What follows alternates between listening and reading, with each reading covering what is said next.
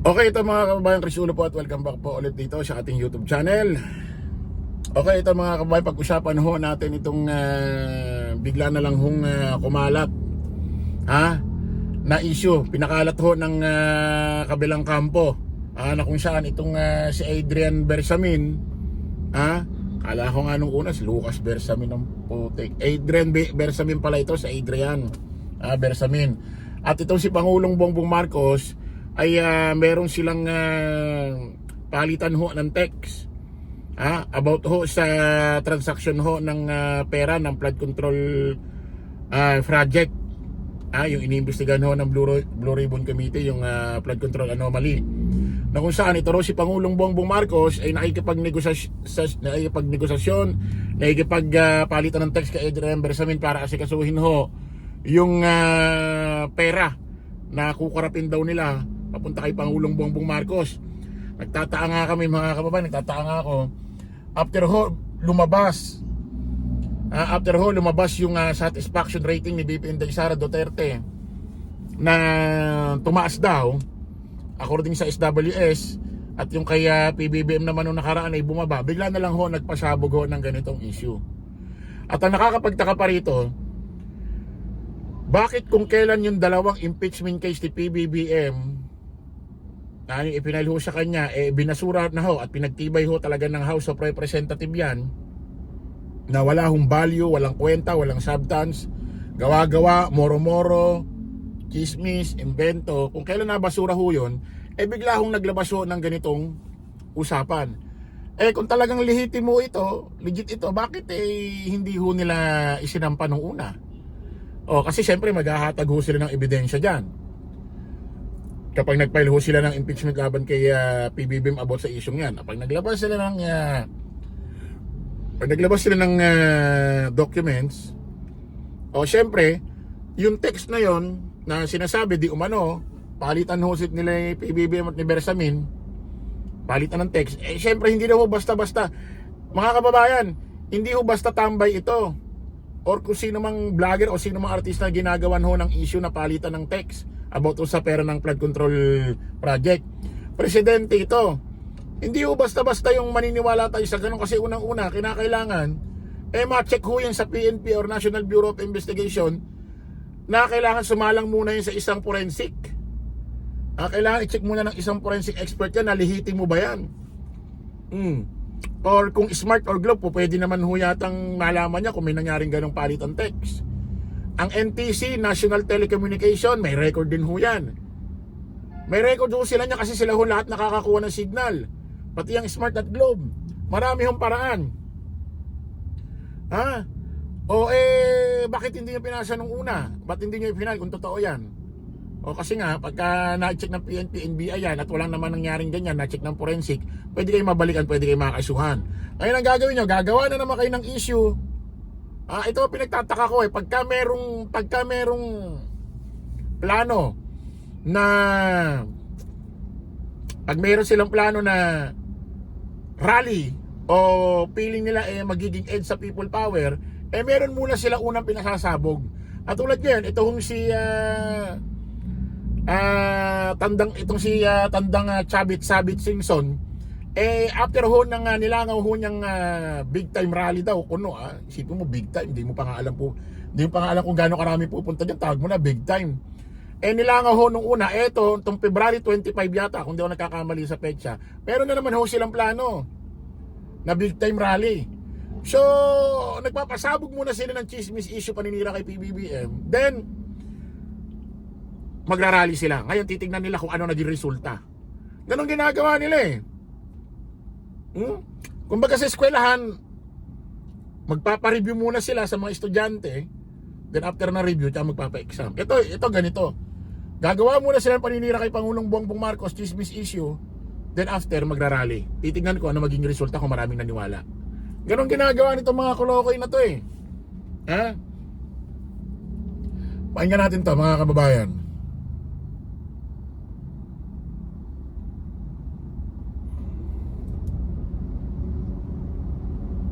Integrated News. Tila Ina Panganiban Perez, nakatutok. Titan umano ng text message sina Pangulong Bongbong Marcos at dating Undersecretary Adrian Bersamin kaugnay sa kickback sa flood control. Ayon sa nagsiwalat nitong si Representative Antonio Tino na isa sa nag-endorso ng impeachment complaint laban kay Marcos, lumalabas na bagman ng Pangulo si Bersamin. Depensa naman ng palasyo, wala itong katotohanan. At nakatutok si Tina Panganiban Perez. Pinatay at inilibing na ng Kamara kahapon ang impeachment complaints laban kay Pangulong Bongbong Marcos. Pero hindi pa sumusuko ang Makabayan Bloc na nag-endorso sa pangalawang reklamo laban sa Pangulo. Pinag-aaralan daw ng grupo kung paano pa magagamit bilang ebidensya laban sa Pangulo ang umunoy palitan nito ng text messages kay dating PLLO Undersecretary Adrian Bersamin noong nakaraang taon. Mga komunikasyon sa pagitan mismo ng Pangulo at saka ni Undersecretary Adrian Bersamin. Ang lumalabas talaga ay siya yung personal runner, ibig sabihin utusan, Nagsasalita ito si Representative Antonio Tino sa isang press con. Dapat man lang matanong ng mga reporter dyan or Representative Antonio Tino, sir. Yung bang sinasabi nyo na nakita ninyo na conversation palitan ni Pangulong Bongbong Marcos at ni Adrian Bersamin, meron bang kaakibat yan na forensic?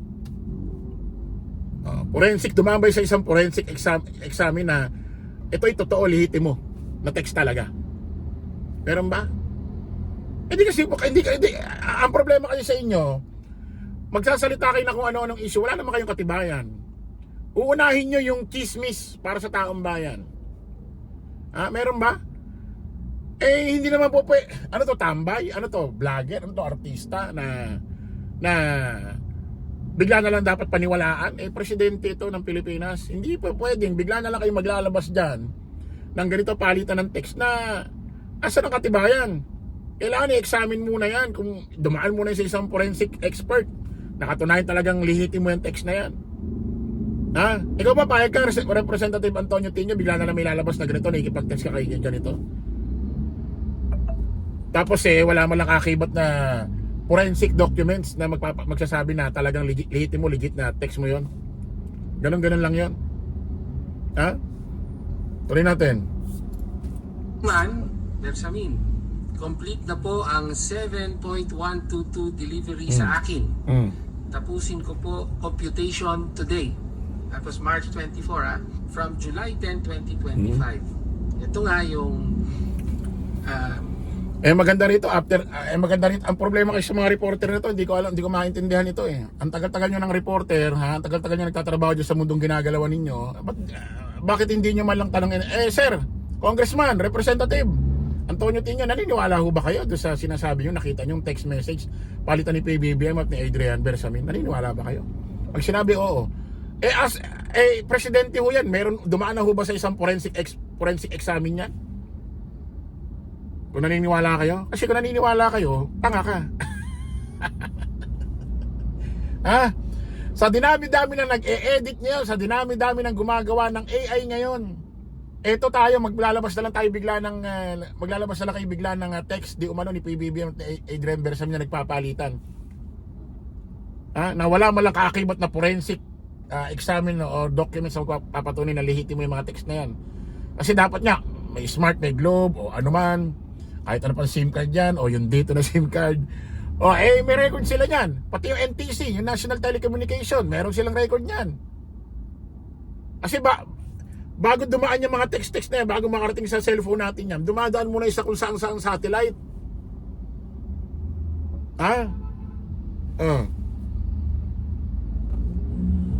Nagpapaabot si Bersamin na meron pong cash delivery. Dadalhin natin sa 2 billion, dadalhin sa Nara residence. Okay? Ito pa nakakapagtaka mga kababayan, mga ka-analyze. Itong mga sangkot sa flood control anomaly project ng DPWH. Itong mga congressman daw, itong mga senador, kontratista tulad ng mag-asawang Diskaya, mga district engineer, kahit anong mga empleyado ng DPWH. Although mga sinasabi sangkot sila, may mga ebidensya sa mga documents, pero wala silang mga nagiging ganitong text. Wala. Tapos presidente, pinaka may mataas na posisyon sa gobyerno, bigla na lang makikipagpalitan ng text sa isang Adrian Bersamin nang ganito ka pusok, ganito ka tindi na talagang about pera, na ang tagal na ni Pangulong Bongbong Marcos sa mundo ng politika. Tatay niya pa lang politiko na, nakailang posisyon na siya sa gobyerno. Hindi man lang magiging advance ang kanyang isip na balang araw ay pwedeng bumaliktad itong si Adrian Bersamin at takutin, at itong mga text na palitan namin ay pwedeng maging ebidensya laban sa akin. Huh? Oh my goodness. Ano nangyari sa inyo? Ano nangyari? At ang sabi naman ng Pangulo, quote, sasabihan ko si June Baris. Quote. Sabi ni Tino, pwedeng ibangga ang umunoy text messages na ito sa pahayag noon ni dating DPWH Undersecretary Roberto Bernardo. Correlate natin.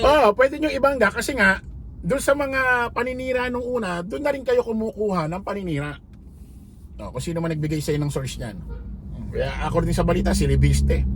Ito naman si Libiste, kabata-bata, bagong congressman, nakakapagtaka, ang daming alam, lahat sa may alam. Hindi mo alam kung nagpapasikat para merong siyang gawin para sa 2028 o susunod ng mga taon kung gusto niya tumakbo ng nasyonal. Isipin mo, hindi ka patapos dun sa isyung Cabral Files, hindi pa nilalabas. Sabi mo nga, kaya mo kinuha kay Cabral dun sa nagpakamatay dun sa Cannon Road sa Baguio, public document siya, kaya mo kinukuha. Pero ikaw, nililihim mo ngayon, ayaw mo ilabas. Kala ko ba public documents yan, kaya mo kinuha kay Cabral, may karapatan kunin malaman ng taong bayan. Bakit yun ayaw mo ipakita? Wala, hindi ka pa nga tapos sa Cabral Files, eto ka na naman ngayon. About naman kay PBBM. Palitan naman sila ng text ni Pangulong Bongbong Marcos at ni Libiste, ni Adrian Bersamin. Tuloy natin. So, dun sa salaysay naman ni Bernardo na in March meron siyang kinomplete na mga deliveries, including one delivery of is it around 2 billion ganon in an armored van, di ba? Nang tanungin kung sino ang nagpakita sa kanya ng messages, sabi ni Tino, isa nga po si Congressman Libiste sa sources. Yes. Ipapakita rin niyo po ba sa amin yung pong text messages? Ako? Apo. Well, it's better that, for example, Congressman Libiste be the one. Bakit? Because he can explain the provenance of these records. Siya ang mas makakapagpaliwanag kung paano napasakamay sa kanya. Yan ang hirap sa'yo, sir. Mukha kang, para ang chismoso nito. Chismoso na talaga. Kinuwento ni Libiste. Nakita mo yung text. Sabi mo, nakita mo yung text. Ngayon, tinatanong na reporter, handa ka ba ipakita ngayon? Sabi mo, mas maganda na si Libiste na ang magsabi para masagot lahat ng katanungan. Yun naman pala, anong ginagawa mo dyan? Dapat, hindi na ikaw nagpa-press con dyan at hindi na ikaw nagsabi nito. Para kung sino man, yung talaga may hawak, may alam, matanong yung mga reporter, masasagot. Ikaw ang nagkwento dyan, nagchismis ng dyan chismis. Laway lang ang puhunan mo na nakita mo. Kahit ngayon, pwede ko sabihin ako si Superman Pwede ngayon, kahit sabihin ako si Batman hiniwala ka. Tapos pag may nagtanong, sige nga, magbigay ka ng ebidensya. Siguro, abangan nyo na lang tuwing madaling araw kung lilipad ako. Arap, tanga to. Satsat ka ng satsat ngayon dyan, chismis ka ng chismis. Laway lang ang puhunan na nakita mo, kayso ganyan, kayso ganito, nabasa mo, palitan ng text ni PBBM na Bersamin. Tinatanong kung handa kayo ipakita, mas maganda si Libiste na. Para kung mayroong katanungan yung mga reporter, masagot na talaga, mapaliwanag niya maigi. Ano to? Ginagago niyo yung taong bayan. Ha? Ginagago niyo yung taong bayan eh. Ha? Putik dagdag stress kayo eh. Ha?